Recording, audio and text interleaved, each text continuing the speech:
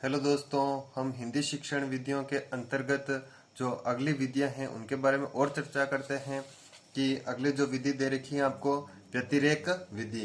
व्यतिरेक का शाब्दिक अर्थ है, व्यतिरेक जो होता है, व्यतिरेक का जो होता है शाब्दिक अर्थ होता है तुलना करना या तुलना। इस विधि के द्वारा दो भाषाओं का तुलनात्मक अध्ययन किया जाता है, अतः इसे तुलनात्मक विधि भी कहते हैं। इसमें दो भाषाओं का तुलना, जैसे संस्कृत और हिंदी की भाषा है, इनकी तुलना करना जो होता है उसे तुलनात्मक विधि भी कहा जाता है। इसमें दो भाषाओं की तुलना की जाती है, जो विभिन्नता मिलती है उसे विद्यार्थियों को याद करवाया जाता है। दो भाषाएं तुलना कर रहे हैं, उसमें समानता मिलती है तो बच्चे वैसे ही सीख लेते हैं, लेकिन जो विभिन्नता मिलती है उसको बच्चों को क्या करवाया जाता है, याद करवाया जाता है। इस विधि का सिद्धांत यह है कि द्वितीय भाषा की जो ध्वनि रूप, वाक्य गठन आदि स्पष्ट हो चुके हैं, उन्हीं तथ्यों पर आधारित संवाद और बातचीत का अभ्यास छात्रों को करवाया जाता है।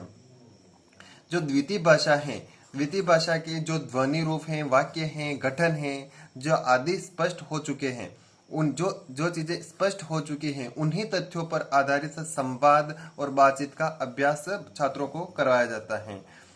अगला जो बिंदु दे रखा है, व्याकरण के नियमों को याद करने की अपेक्षा भाषाई कौशलों के अर्जन और अभ्यास पर बल देते हैं। ऐसा नहीं कि व्याकरण के जो नियम हैं उसको याद करें, उसकी अपेक्षा में तो भाषाई जो कौशल हैं के अर्जन और अभ्यास पर बल देते हैं। जो भाषाई जो कौशल है उनका अर्जन करना और उस पर अधिकाधिक अभ्यास करना, इन पर बल दिया गया है।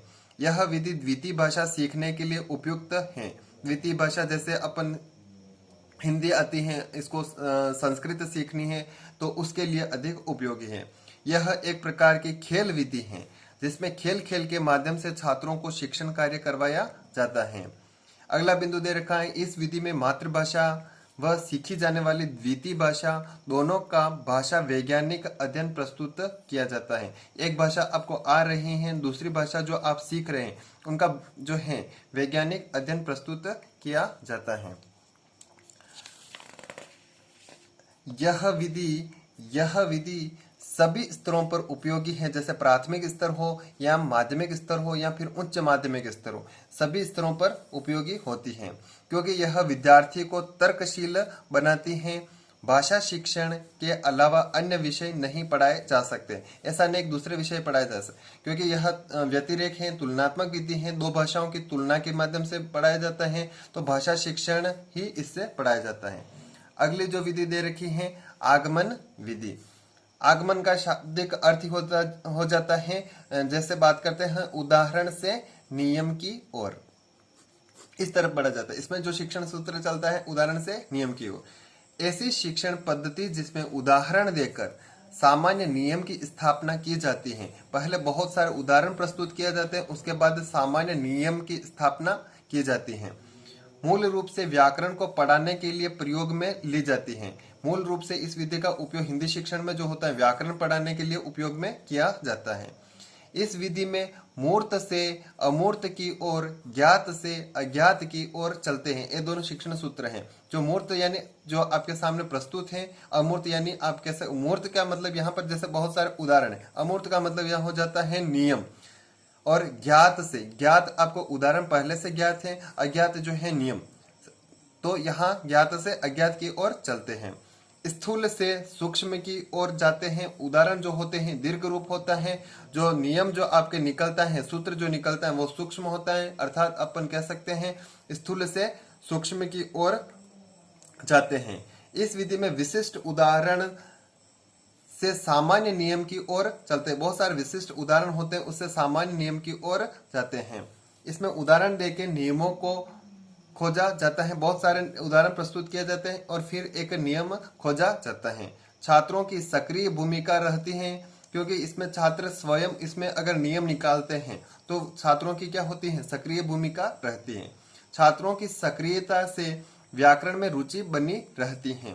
चिंतन, विश्लेषण, तर्क, नियमीकरण आदि कौशलों का विकास होता है। यानी इस विधि के द्वारा जो होते हैं छात्रों में चिंतन करने की शक्ति, विश्लेषण करने की, तर्क करने की, नियमीकरण यानी नियम बनाने की कौशल का विकास होता है। यह अनुसंधान का मार्ग है, यानी खोजने का मार्ग है, खोज रहे हैं, नियम खोज रहे हैं, तो यहाँ हो जाएगा अनुसंधान का मार्ग है, क्योंकि तथ्यों एवं उदाहरण से निष्कर्ष निकाले जाते हैं। आगमन विधि के 4 पद हैं। 4 पद कौन कौन से हैं? विशिष्ट उदाहरणों का प्रस्तुतिकरण, यानी बहुत सारे उदाहरण जो होते हैं प्रस्तुत किया जाते हैं, अर्थात एक ही प्रकार के विभिन्न उदाहरणों का चयन करना। अगला जो है निरीक्षण या कह सकते हैं विश्लेषण करना, सभी उदाहरण को देखकर तुलना समानता करना, यानी बच्चा जो है बहुत सारे उदाहरण प्रस्तुत करने के बाद उनका निरीक्षण करेगा, उनमें समानताएं क्या क्या हैं उनका विश्लेषण करेगा।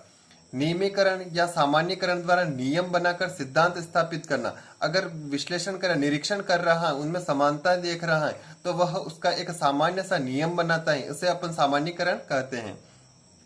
अगला जो है परीक्षण एवं सत्यापन द्वारा बनाए गए नियमों की सत्यता का परीक्षण करना होता है कि वह जो नियम बनाए गए हैं वह सत्य है या फिर असत्य है, उसका क्या करता है? परीक्षण करता है, यानी सत्यता का परीक्षण करना। आगमन विधि के गुण, आगमन विधि के गुण क्या क्या हैं? इसमें छात्र रटने की बजाय सोचता है, क्योंकि छात्र अगर स्वयं जो है नियम का निर्माण कर रहा है तो छात्र जो है नियम को रटने की बजाय वह सोचता है, अतः ज्ञान जो होता है स्थायी रहता है। छात्र स्वयं नियम खोजता है, उन नियमों को उदाहरण से जांचता है। यहाँ नियम खोज रहा है, नियम खोजने के बाद उदाहरण से जांचता है कि वह जो नियम है सत्य है या फिर असत्य है।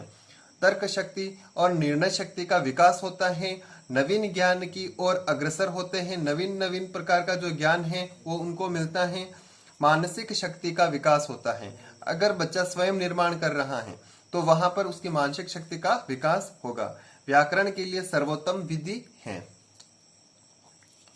नेक्स्ट जो आपके दे रखा है निगमन विधि। निगमन विधि जो है आपके आगमन विधि की जस्ट विपरीत विधि मानी गई है। इसमें जो आगमन विधि में उदाहरण से नियम की तरफ चलते थे और निगमन विधि में नियम पहले प्रस्तुत किए जाते हैं, बाद में जो होता है उदाहरण से जांचा जाता है। निगमन विधि में नियम से उदाहरण की ओर अग्रसर होते हैं। आगमन विधि से विपरीत विधि होती है, अभी बोला है कि आगमन विधि की विपरीत विधि है, तो आगमन विधि से विपरीत है। यह उच्च कक्षाओं के शिक्षण हेतु उपयोगी होती है, यानी उच्च कक्षा है, जैसे आप 10वीं कर सकते हैं, 12वीं कर सकते हैं, उनके बाद में सीधे उनको नियम बताए जाते हैं और विभिन्न प्रकार के उदाहरण प्रस्तुत किया जाते हैं। प्राचीन विधि है जहां नियम उदाहरणों से सिद्ध किया जाते हैं। यह प्राचीन विधि चली आ रही है, परंपरागत विधि है, इसमें पहले नियम प्रस्तुत किए जाते हैं और उदाहरण से सिद्ध किए जाते हैं। विद्यार्थियों के स्वयं सीखने, निरीक्षण करने, तर्क करने का कोई अवसर नहीं रहता है।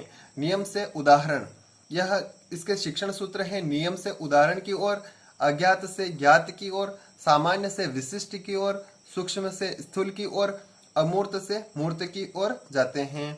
इस विधि के गुण, निगमन विधि के गुण कौन कौन से हो जाएंगे?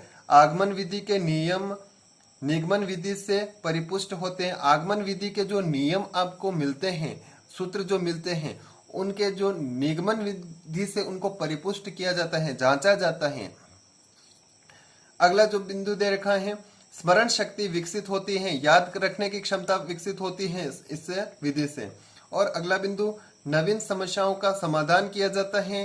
नियमों, सिद्धांतों एवं सूत्रों की सत्यता की जांच आसानी से रहती है, जांच में आसानी रहती है। ठीक है, जो है दोष जो दे रखा है आगमन विधि निगमन विधि के दोष कौन कौन से हो जाएंगे? स्मरण शक्ति का विकास नहीं होने के कारण छात्र रटने की आदत के अभ्यस्त हो जाते हैं। इसमें छात्र जो होता है रटता है। क्रियाशीलता के सिद्धांत को न मानने के कारण छात्रों में आत्मनिर्भरता एवं आत्मविश्वास नहीं आता है। तर्क, चिंतन और अन्वेषण के अवसर नहीं मिलते हैं। यह विधि अनुकरण का मार्ग है, अनुकरण का मार्ग।